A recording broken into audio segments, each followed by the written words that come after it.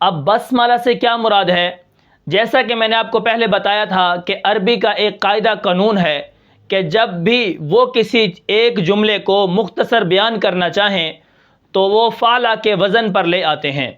جیسے حوقلہ سے لا حول ولا قوت، اسی طرح حمدلہ سے الحمدللہ، اسی طرح استعاذہ سے اعوذ باللہ من الشیطان الرجیم، اور اسی طرح بسملہ سے بسم اللہ الرحمن الرحیم. تو آج جو ہمارا سبق ہے وہ ہے سبق نمبر 9، بسملہ کے بارے میں کتنی چیزوں کا جاننا ضروری ہے.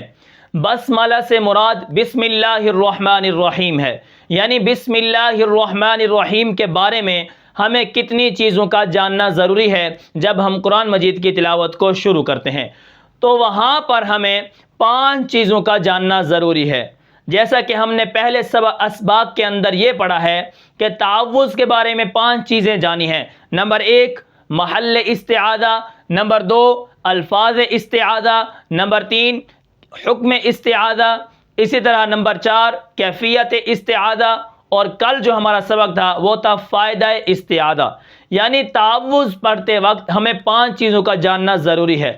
اسی طرح بسم اللہ الرحمن الرحیم قرآن مجید کو شروع کرتے وقت وہاں پر بھی بسم اللہ کے بارے میں 5 چیزوں کا جاننا ضروری ہے. اس میں سب سے پہلے کون سی ہے؟ محل بسملہ. ٹھیک ہے، یعنی بسملہ کا محل کون سا ہے، یہ کب اور کہاں پڑھی جاتی ہے بسم اللہ الرحمن الرحیم. انشاءاللہ اس کو ہم تفصیل سے آگے پڑھیں گے ایک ایک کر کے. نمبر 2 الفاظ بسملہ، یعنی الفاظ بسملہ کسے کہتے ہیں، یعنی بسم اللہ الرحمن الرحیم کے الفاظ اور ہیں یا صرف بسم اللہ الرحمن الرحیم ہی ہے. ٹھیک ہے، اس کے بعد نمبر 3 پر ہے حکم بسملہ، یعنی بسم اللہ الرحمن الرحیم کا حکم کیا ہے. تو انشاءاللہ ہم اس کو تفصیل کے ساتھ ایک ایک کر کے پڑھیں گے. اس کے بعد نمبر 4 پر کیا ہے؟ کیفیت بسملہ، یعنی بسم اللہ کی کیفیت کیا ہونی چاہیے. ہم اونچی آواز میں بسم اللہ الرحمن الرحیم پڑھیں یا پست آواز میں یعنی آہستہ آواز میں پڑھیں. نمبر 5 پر کیا ہے؟ فائدہ بسملہ، یعنی بسم اللہ الرحمن الرحیم کا ہمیں فائدہ کیا ہوگا.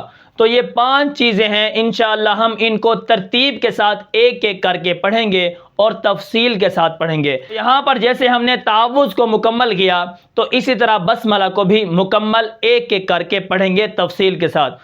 تو میں امید کرتا ہوں کہ آپ کو یہ سبق سمجھ آیا ہوگا. پھر ملتے ہیں انشاءاللہ اگلے سبق میں، تب تک کے لیے مجھے اجازت دیجیے. اللہ حافظ.